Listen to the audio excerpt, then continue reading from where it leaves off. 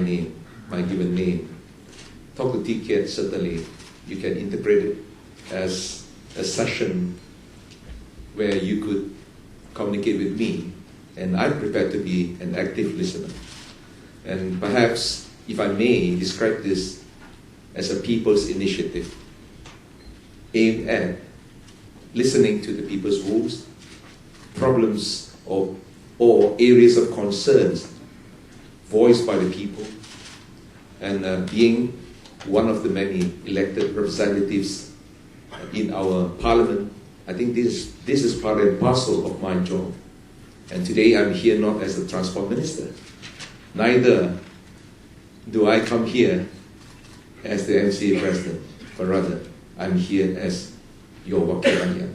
And Wakil Rakyat, or people's representative, or a legislator, in fact, we shouldn't confine ourselves within the bounds of political boundaries or political constituencies.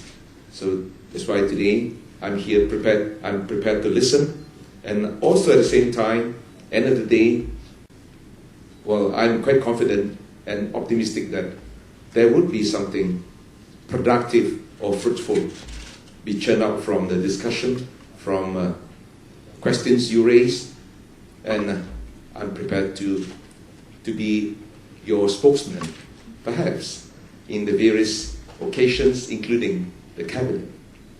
So, there will be forums or dialogue sessions organized.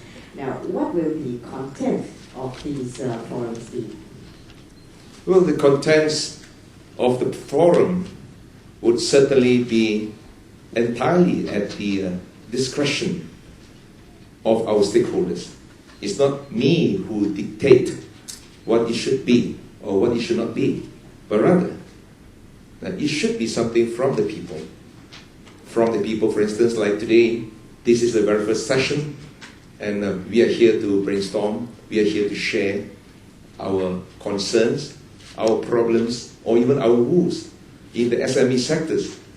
And I would love to see that, sometimes, who knows, maybe there might be some very brilliant ideas coming from you.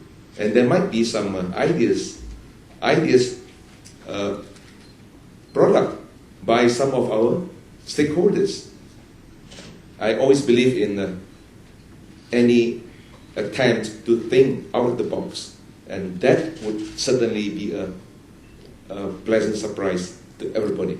So on that note, will these forums be open to the public as well, and can anyone join in?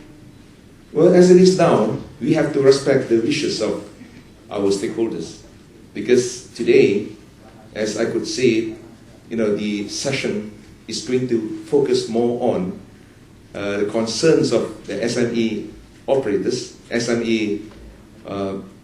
operators or the entrepreneurs, and there might be cases where the stakeholders themselves, they would like to have a closed-door session where no host bar would be the order of the day, and there might be occasions where the stakeholders may want to invite outsiders to come in and share their experience or to share their views. So to me, it shouldn't be a problem, because prior to this, I had such an experience in reaching out to the commoners, or rather my constituents, and not in this kind of setup or ambience, but rather even in coffee shop. I am prepared to listen, and I did it. But do you think the participants, though, will stick to the topic that's been decided, and in this case, Malaysia's economic progress, or will they start curing you on other issues affecting the country? How are you going to deal with this? On the one hand, of course, we need to play by ears. But on the other hand, I think I'm quite confident that our people here, they are here today with their specific, with their mindset more on areas of priorities and concerns related to their industries or related to their bread and butter issues. So if there are any other questions apart from this for me? Well, I think we can anytime we can anytime bring them back to the subject matter. Because I presume we have ample opportunities to address other problems. This is an additional question for me, but based on the response, the feedback, and of course some of the suggestions that you obtain, and this would be put in a white paper submitted to the cabinet, how effective is this move going to be?